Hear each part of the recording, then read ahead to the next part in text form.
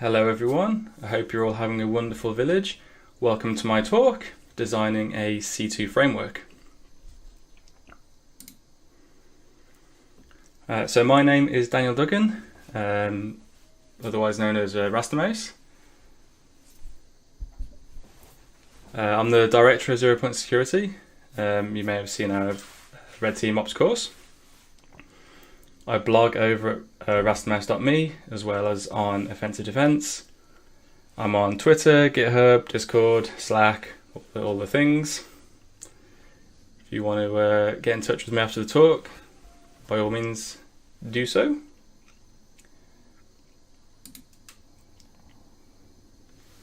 So what inspired this talk? Well, it feels like to me, prior to around 2018, there weren't really that many C2s or C2 frameworks available. The main commercial offering was probably Cobalt Strike, maybe a few others. And there weren't that many open source frameworks either. We had PowerShell Empire for a long time. We have Posh C2 for a long time. And then Covenant came along and some others came along. And suddenly we've just had this huge boom in these C2 tools coming out. We've also had a lot more commercial ones as well. So it seems to be an area of interest for sure. And it's not infrequent that I get approached and people are asking me if I've got any tips on how to build C2, specifically in C#. So I thought that this kind of talk would be helpful for those who were looking to take on the process of trying to put such a tool together.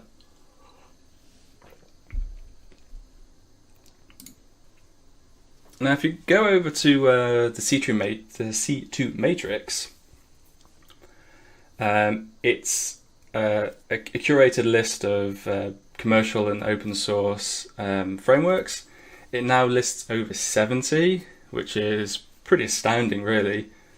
More than 10 languages, everything from Python, Go, Rust, C#, Ruby, even PowerShell.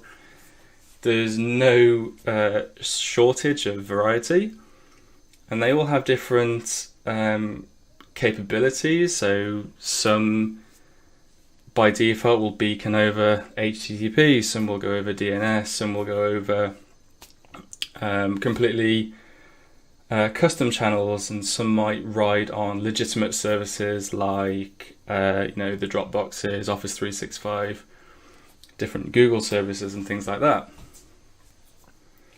If you're interested in learning more about some of the frameworks or some of the C2 tools that are already out there, I highly suggest you check out the Matrix. It has a really useful search tool, I guess, where you plug in your requirements and it will recommend some tools for you based on those requirements. So let's take a step back and talk about C2. What is C2? Well, C2 is short for command and control. You can imagine a scenario where you have us cowboy operators and we have a target, and the operator will deliver some sort of implant or payload, sometimes also called a RAT, to that target. And the operator needs to maintain some control over that implant somehow. The implant needs to talk to the operator needs to be able to give it commands, and the implant needs to give the results back to the operator. And the model that is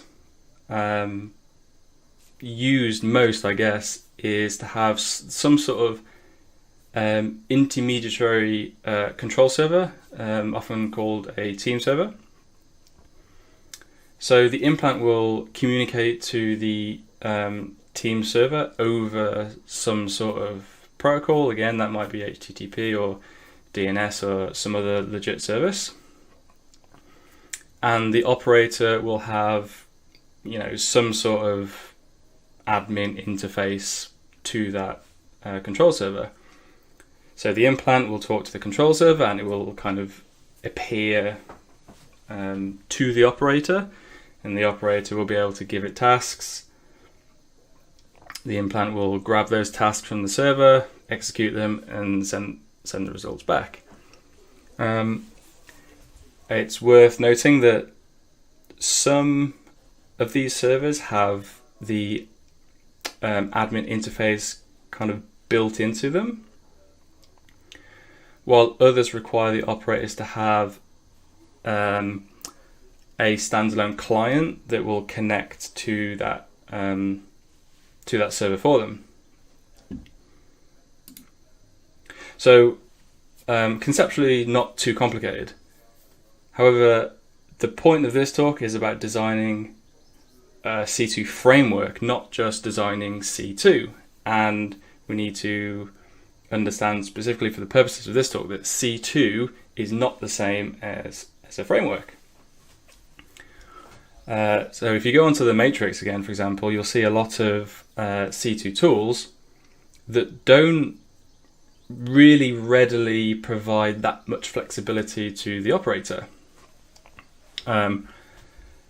Maybe a lot of those tools were designed in mind with, I want to demonstrate being able to use C2 over Office 365, for example, and that's pretty much all it's capable of. And to me, that's not really a framework. And this is all about frameworks. So what does a framework provide? Well, they're quite clearly listed here. So let's go through them. The first is inversion of control. Now, the overall flow of the program, or the programs that are involved in this whole process, are not strictly controlled by the user.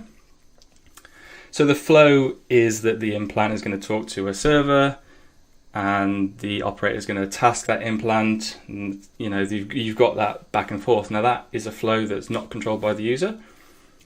You also have, on the server side and on the implant side, a lot of internal flows.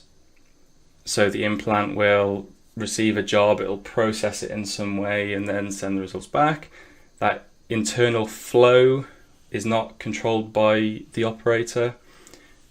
And a lot of flows internal to the team server are not necessarily going to be controlled by the user. A framework also provides default behaviors, but most importantly, those are behaviors that can be overridden by the operator. So again, we're talking about the protocol that the implant is talking over, or the protocol that the team server is listening on. A framework may provide a default protocol for that, such as HTTP, but the operator should be allowed to override that in some way, either change the behaviors within that protocol or add their own complete custom protocols. A framework also provides extensibility, and that is to introduce new behaviors and capabilities that are not currently within the toolset. So if you think about an implant, you might write your implant with a couple of commands, but it needs to be able to be customizable for the operator. They need to be able to add their own commands if they want, their own capabilities, their own post-exploitation capabilities. And they also need to be able to do that on the server side as well. So if you have something like you want reverse port forwarding on your implant, you need to be able to introduce that capability to the implant. The implant needs to send that data to somewhere, probably the team server. The team server needs to relay that traffic to wherever it needs to go, and then it needs to send that traffic back. So both sides of that process need to be extensible by the operator to accommodate that. A framework also provides reusable components, which I think is self-explanatory, but they're components that the framework provides to make the operator's life easier. We'll see an example of that on the next slide. So this is an example I've taken from the METASPLOIT framework. METASPLOIT is a very mature product at this point, and it's great to look at if we're looking for inspiration on those frameworky things. But if you're not familiar with METASPLOIT, anybody can write a module for it. Anybody can write an enumeration module or an exploit module for that framework for other people to use. And being a framework, it provides a lot of helpers for you to, in writing those modules. So this example is taken from the PS-exec module. And the first thing you do in a module is to define some module information. So this includes, a name, a description, an author or multiple authors, references, and so on and so forth. And that information from the module is picked up by the rest of the framework, so that as the operator, whilst you're using the UI and you search for a module, you can search it by name or whatever, and then it comes up and you can see the name, you can see its description and a bunch of other things. You can also register options. So this being a PS-exec module, the author here has said, well, you can define options for the service name, paths, and a bunch of other things that are, important to that module. But more importantly, there are some options that you don't have to explicitly define in the module. So the framework knows that this is like a remote exploit module or whatever. It knows that it needs the R host or your targets. And the operator or the author of the module doesn't need to specifically put R host in as an option. The framework already knows that that's required. So that takes, that burden off the operator or the author. And you also have includes and helpers, which are down here. So these includes are other Metasploit modules that you can bring into your module. And because this module is using PS-exec and SMB, there's already a module for that. So you don't have to actually implement an entire SMB library in your module or even the PS-exec process in your module. It's bringing in PowerShell and exes because you need to execute something. So as the module author, you don't even have to worry about the payload that you're going to send. The framework does it for you. And you can see here that the service file name, so this is service file name here, is an option. If you haven't defined this option, it takes a default. So these are the default behaviors. So if you haven't provided a name, it'll just make a random one for you. And this rand text alpha is another module in the framework. So you don't have to worry about, I want a random string, now I have to write a function for that. It's in the framework already. And those are the biggest strengths of frameworks, is that as the module author, they allow you just to focus on the task that you want and not worry about, things that you don't want to worry about. Okay, so where to start? Well, this is it seems pretty cliche, but the first thing you should really understand is what are your motivations. what does success look like? And that kind of sounds like we're at some sort of management retreat. But you kind of really need to think about what you're actually trying to achieve, because you need to build it and you need to know what it's going to look like at the end. So, you might be doing this just for fun. You might be doing it just to teach yourself some stuff. You might want it to teach other people. You might be writing an internal tool if you're like a pen tester or a red teamer. You might even want to sell it. You might want to open source it. And if I had to draw like some sort of parallel, I'd think about if you were going to build a car. It's very easy to say, I'm going to build a car. But there are a lot of different types of car, right? If you want something to take your family to the beach, you probably don't want a McLaren P1. And likewise, if you want to go around the Nürburgring pretty quick, you probably don't want, I don't know, some sort of absurd people carrier. So even though they're both cars, they are quite different, and they have different features to, make that goal a reality. And there are all sorts of things that you could think, oh, that would be really cool to have in my framework. That would be, But if it doesn't,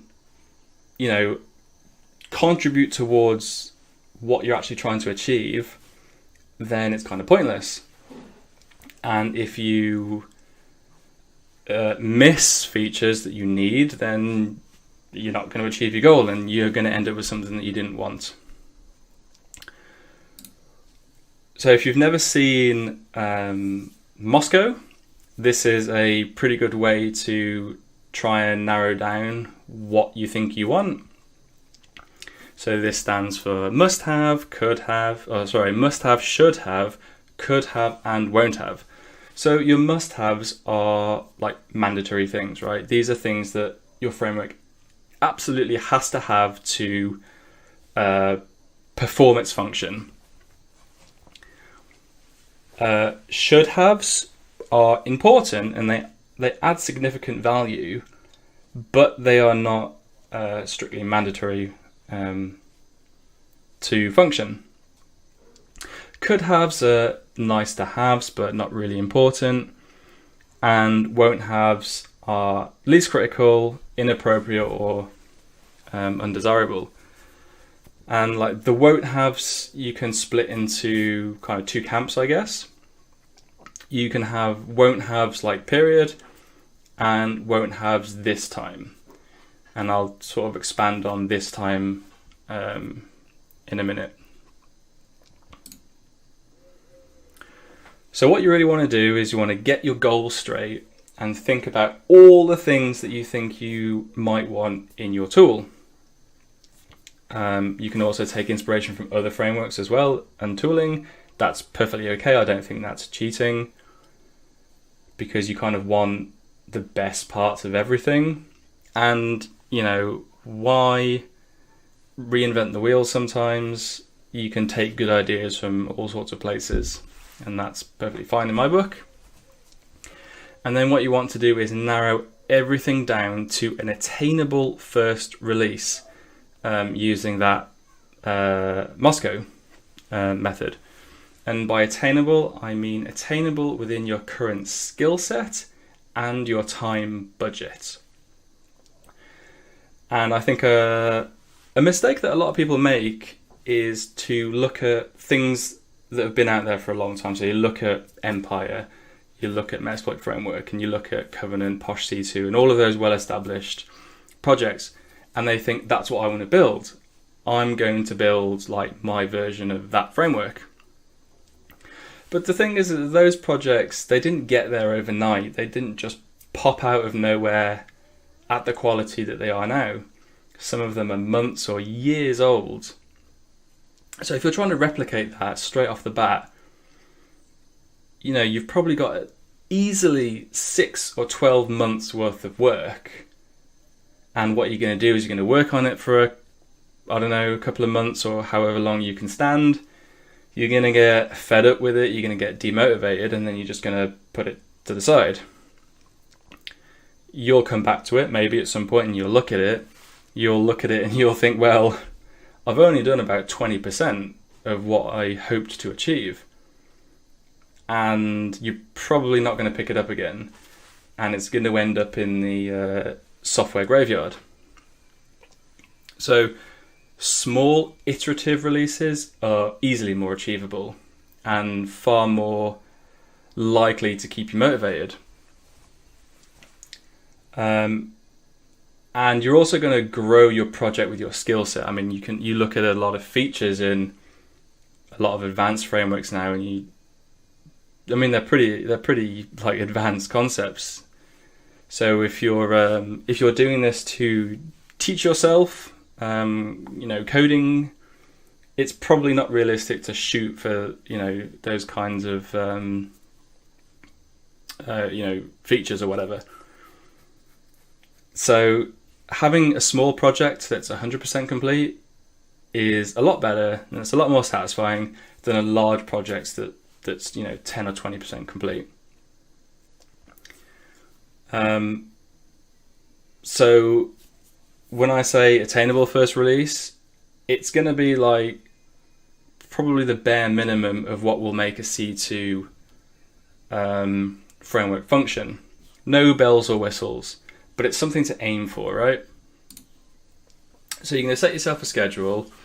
So you're going to say, I'm going to target my first release, my initial release, in 1 month or whatever you think is realistic. So you've got your Moscow, you've got your must-haves and your should-haves, and you're probably going to prioritize those the most. So your could-haves, you're probably not going to really worry about too much, because you just want something that's going to function, that's going to work. And you need to be cognizant of scope creep, so it's really easy to just think, oh, I'll just add this.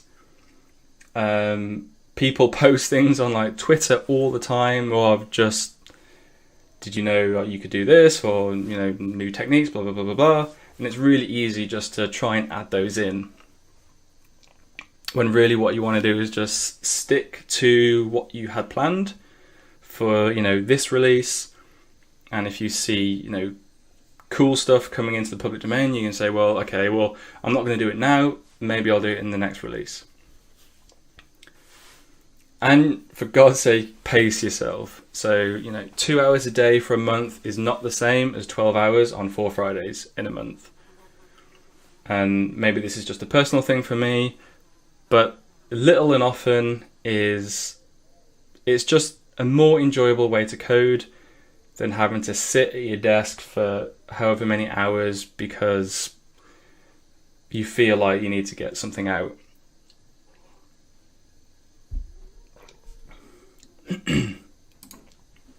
So let's talk about languages for a sec. There are, a billion different languages out there, and you're going to have to decide on something for your server and your implant, and sort of depending on your model, you might consider writing a client as well for the operators. But I'm just going to sort of focus on the server and the implant. For the server side, I think you're much better off building off a framework that already exists, some sort of web framework. So you have Python ones like Flask and Django. Lots of different ones in C#. You have Blazor, which provides like a nice web UI. You can have something that's driven more by APIs or RPC. And you have lots of others like Vue, React, and Angular. And on the implant side, you kind of have to think about maybe, this goes back to your goals really. What platform you really want to target with your framework. You can make your framework implant agnostic. A lot of them already do that, like Mystic. You can write your own implants for a framework, and that would be, really great if your framework did that. But you probably also want to include an implant just to make it easier for people to pick up and use. And so you have OS specific languages like C# to target the .NET framework. And you have Swift on Mac OS. You have languages that cross-compile like Nim and Go and Rust. And then you have actual proper cross-platform languages like .NET, .NET Core, and sort of Python.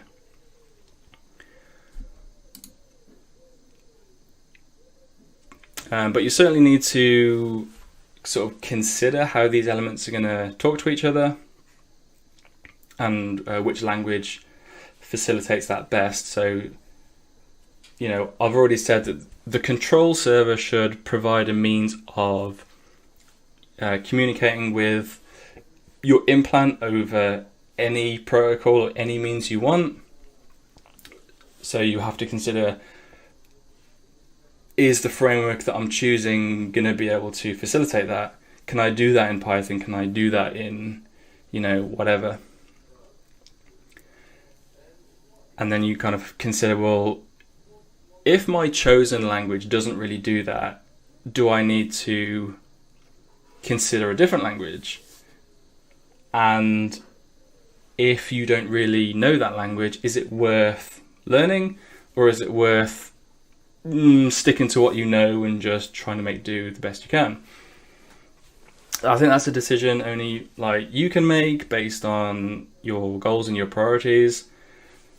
If you're doing this as a learning process, then maybe it's worth it. Maybe you specifically want to use this project as an opportunity to learn, you know, C#, for example. I mean, that's pretty popular choice.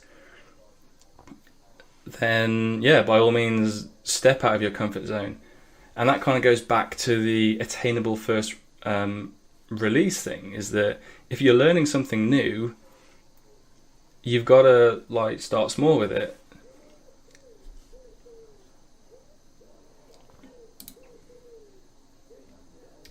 So, in terms of design patterns, there are two that I really go for. The first is this command design pattern, and I think this is pretty good for picturing the flow of stuff between the different components. And by components, I mean like separate components such as the server and the implant in the operator, not really internal to any one of those. So we have the operator, which is kind of like the client, and the operator wants to send a task to an implant. So you're probably going to send some information, maybe it's over an API, you're going to post some information or post this data to your team server, which is kind of like the director in this design pattern nomenclature. So in this example, I've got a simple task model that has a command and some arguments, and I want to task an implant that we're going to identify by a GUID. The server then takes that task and sends it to the implant, so that's kind of the command, and then the implant, which is the receiver, is going to execute that task. Now I've highlighted task GUID here because it's in this model that the server deals with, but it's not in the model that the operator sends. So the server, if I want my server to track like task progress with the implant, it's going to need something. So my server, excuse me, in this example, adds a GUID to all of the tasks, and then when the implant talks back to the server, it can use the same GUID so that the server can track commands with the implant. And this kind of brings me on to the subject of contracts. So you have contracts between the different elements within the overall solution. So you have contracts between the operator and the server and the implant, and maybe even the server and any storage that you want. So if you're storing data, so you can start and stop your team server without losing data, then what you really need is different models for each of those contracts. Don't try and use the same model between every element, because you're just going to get a little bit unstuck. So here's a code example of a task request. So this is what an operator might post to the server. This is a request. So it's got a command, an array of arguments, and an artifact. So if this was like an execute assembly command, the artifact would be like the whole assembly. So you're going to push you're going to push Rubius down to your implant, and you're going to tell it to execute with these arguments. The server will then add on that task GUID and give me back that GUID. So as the operator, I can then use that GUID to check the status of that task. And when I'm asking for that, I don't necessarily, you might want to, it's kind of up to you. You might not want all of this original data back. I don't need to see like the whole assembly coming back. I don't need to have Rubius just going backwards and forwards on the wire between me and the server. All I really want, maybe, is just the result and the status. And you're going to find that, if you're using like something like Entity Framework for storage, if you're using C#, you have to decorate your classes with all sorts of things. So you have to have like attributes on your properties that define the like primary keys and stuff. And that information just doesn't need to be coming back to the operator. It doesn't need to be going to the implant. So at every point, you have to translate each model to a different model and then pass it along the chain. There's also this template method pattern, and this is pretty good for planning, more carefully planning your code. What's your actual code going to look like? And I'm sorry that all of my code examples are in C#, mainly because that's all I really know, but also that's what people are kind of more interested in, I think. So on the left, I've got an abstract class. It's going to act as like a building block to build custom listeners on my server. I'm going to have a protected field at the top, which is an iTask manager, and that is an interface that has these methods on it. So QTask is the method that an operator would use to task an agent. So it would take in like a GUID, and I've just put a byte array, but this would be the implant task model. And then get tasks and receive output will be used on like the listener side, so that when an implant is talking to the listener, it can just use this task manager just to grab the tasks, any tasks that are queued for it, and also give the server any output that the implant is sending. And then the listener, it just has this init or initialize method to bring in that task manager, and then just a start and a stop. So let's have a look at what that could look like in C#. So this is my abstract class. You can see I've got the iTask manager here, and this init just brings in the task manager and just assigns it to that field. And then it has two abstract methods, start and stop.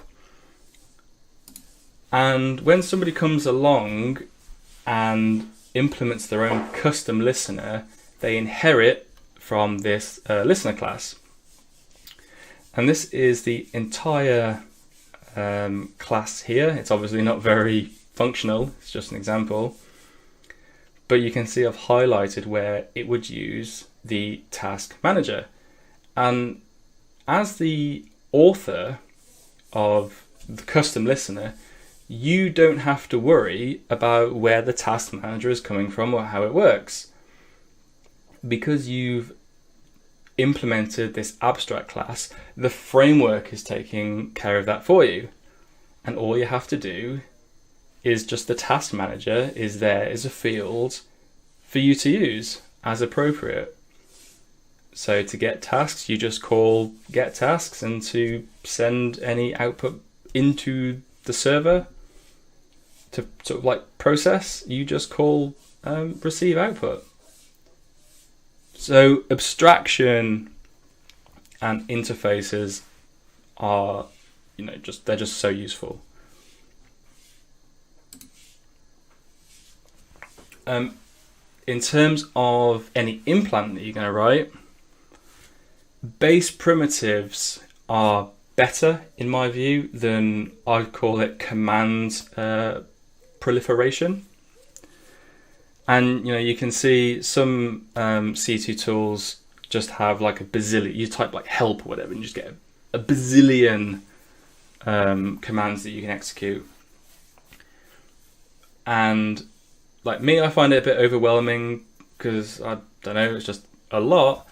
But it's also not that like flexible for the operator. So let's use Mimikatz as an example here. You could build in a command to your framework that will automatically push Mimikatz down to the implant, load it up in some way, execute it, and send the results back. You could do that for Seatbelt and for Rubius. And it's very, it's very nice just to have an automated way just to push all of these assemblies down. But then as soon as the user, the operator says, well, I want to push down something custom, you've not made it very easy to do that. So the base primitives are more about what allows these commands to actually happen. So Mimikatz is tied to manual mapping in like C# anyway. So instead of providing like a Mimikatz command, you could just provide some sort of means of just manual mapping in your implant. And that will allow the user just to send down an arbitrary DLL or executable, arbitrary commands, just map it into the implant, execute it, and send the results back. You can also, expose reflective DLLs, .NET reflection, PowerShell, sockets, whatever you want. But the closer or the more easily you expose these base primitives to your operator, the more easily they can write custom commands for your implant. And in terms of commands, this is something that I see quite often, not just in like C2 tools, but all sorts of tools that bring in some sort of user input. This, the command is a string, and they're just, this is a switch statement, but it could easily be like if, else, if, else, if, else, if the command equals this, do this. And it's just not good. It's not very flexible, obviously. It's difficult to expand and maintain. If you want to add another one in here, it's going to be like massive. And if you've got a more complicated method than these, it's just don't. It's difficult to handle exceptions. You could wrap this whole thing in like a try-catch, in which case you're only catching like maybe like generic exceptions, or you could wrap each one of these in a try-catch, and that just makes it even bigger. You can see we've got code duplication, so we're requesting this like get current directory a whole bunch of times, which isn't really a problem for something so short, but if it's something more complicated, then that just becomes untenable. It's not particularly performant because most of the time I think, especially if it's an if-else, it always starts from the top and you've got to go down, down, down, down, down. We're also forcing everything to be a string, and it's just ugly. This is not a good way to code something.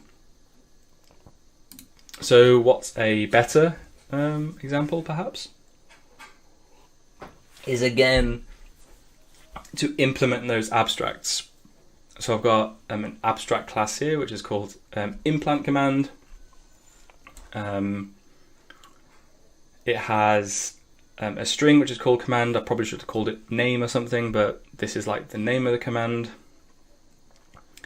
And it's got an abstract method called execute that will bring in the task that's been sent down to it.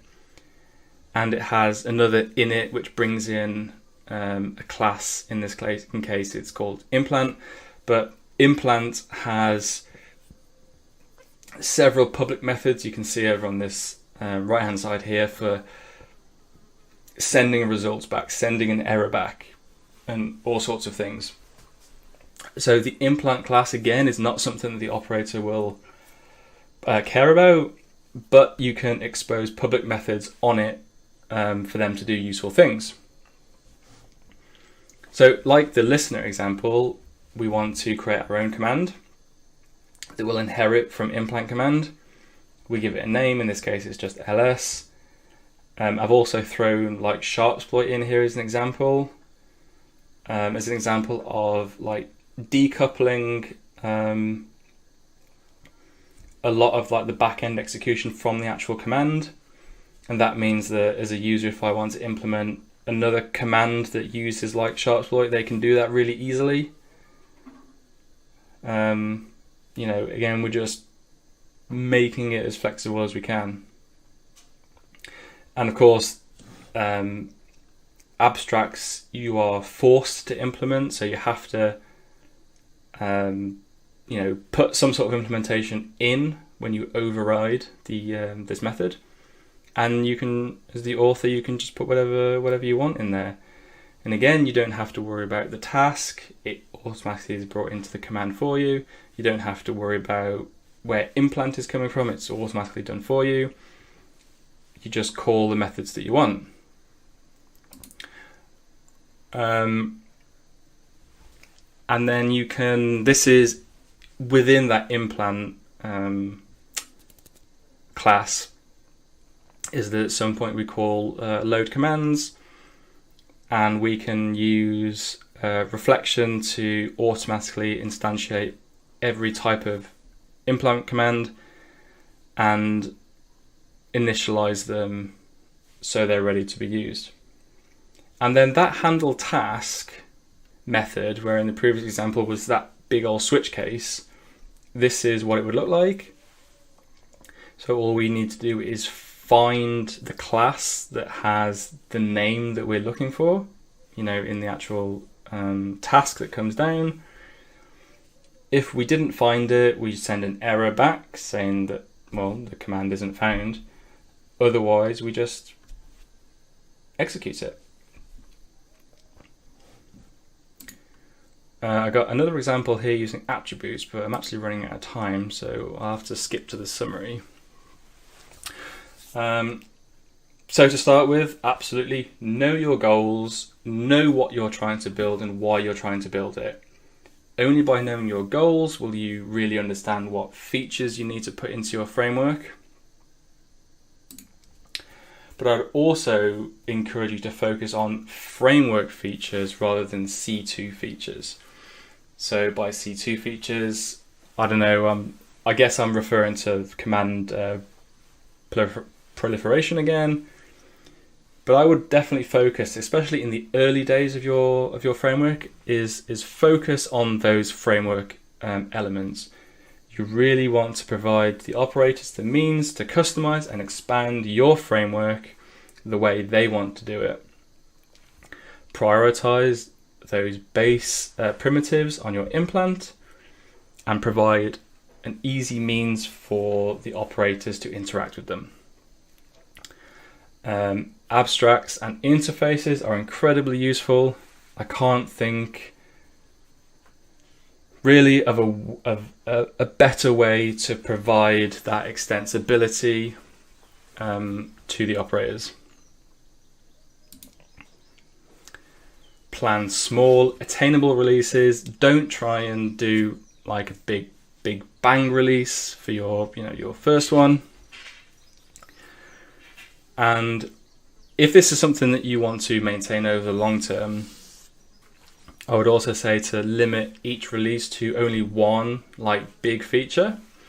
So if you look at release notes for software, most of them, the vast majority of the changes are bug fixes. You'll then get other types of minor improvements, and you'll probably only really see like one or maybe two like big new features. So that is a kind of software design lifecycle thing that I would really encourage. Don't try and change too much in one go. Yeah, I think that's pretty much it. I hope the talk was useful. If you've got any questions, please let me know. I'm going to try and be around for a Q&A during the village. If not, feel free to hit me up on any of those socials I showed at the beginning. I hope you enjoy the rest of the conference. Thanks very much.